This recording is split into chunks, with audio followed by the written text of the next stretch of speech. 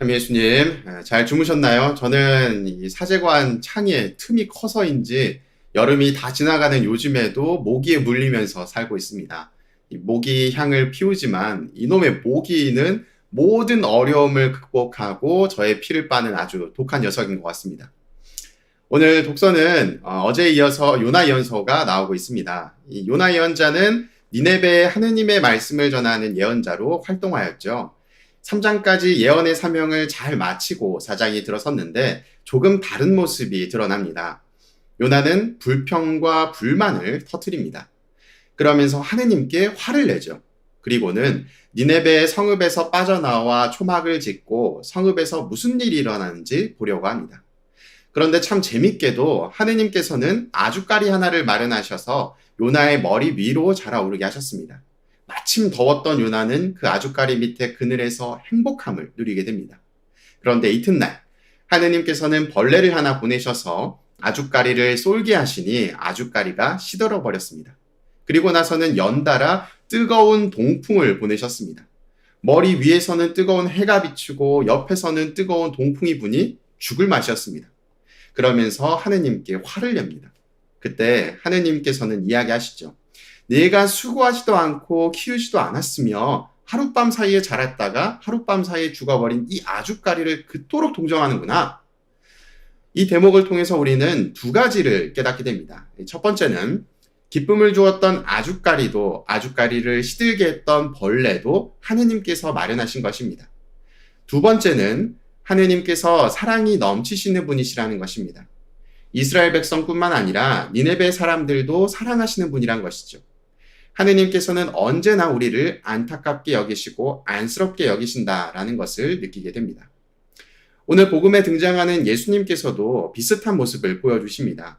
예수님께서 기도하고 계셨는데 기도를 마치자 제자들 가운데 한 명이 다가와서 이야기합니다. 주님, 요한이 자기 제자들에게 가르쳐 준 것처럼 저희에게도 기도하는 것을 가르쳐 주십시오.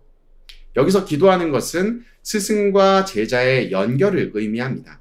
스승은 제자에게 가르침을 주어야 하는데 요한은 그의 제자들에게 나름의 기도 방법을 알려주었던 것이죠. 예수님 제자들의 입장에서는 자신들이 가장 뛰어난 스승을 모시고 있는데 기도 방법조차 알려주지 않으시는 예수님이 원망스럽게 여겨졌을지도 모릅니다. 하지만 제자들은 모르고 있었습니다. 기도는 수단이란 것을요. 어떤 수단일까요? 하느님을 만나기 위한 수단이었습니다. 예수님의 제자들은 기도하는 법이 필요가 없었습니다. 왜냐하면 이미 예수 그리스도를 만나고 있었기 때문이죠.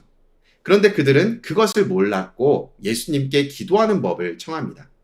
그래서 예수님께서는 제자들이 아직 받아들일 준비가 되지 않았다고 여기셨는지 그들의 수준에 맞는 기도 방법을 알려주십니다. 그리고 그것은 가장 완벽한 기도이고 예수님께서 알려주신 유일한 기도인 주님의 기도로 우리에게 전해지고 있습니다. 오늘 독서와 복음을 통해서 하느님과 예수님은 마음이 여린 분이라는 것을 느낍니다.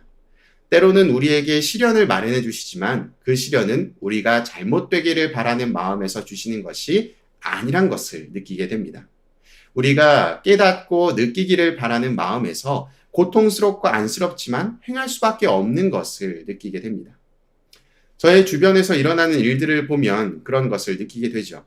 간절히 소망했던 일이 어그러지는 모습을 통해서 낙담하는 사람을 보았지만 간절히 소망했던 일이 아니라 다른 쪽의 일이 잘 되면서 다시 일어서는 모습을 보게 됩니다.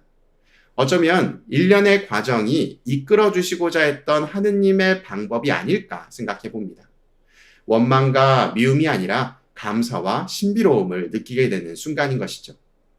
만약 내가 하느님의 뜻에 따라서 잘 살고 있는데 왜 나에게 이런 시련이 다가오는지에 대해 화가 나는 일이 있다면 오늘 요나의 내용을 떠올리시기 바랍니다. 시련은 고통스럽지만 그 시련으로 끝나는 것이 아니고 하느님께서는 무엇인가를 마련해 주신다는 것을요. 사랑 넘치시는 그분께서는 고통만을 마련해 주지 않으십니다. 하느님께서는 무엇인가를 마련해 주신다는 것을 깨달으시고 사랑 넘치는 그분께서는 고통만을 마련해 주지 않으신다는 것을 떠올리시기 바랍니다. 귀향길에 돌아가는 자녀에게 무엇 하나 주고자 하는 어머니의 마음이 함께 하시는 분이 바로 하느님이시고 예수 그리스도이시기 때문입니다. 사랑합니다. 네, 갑자기 핸드폰에서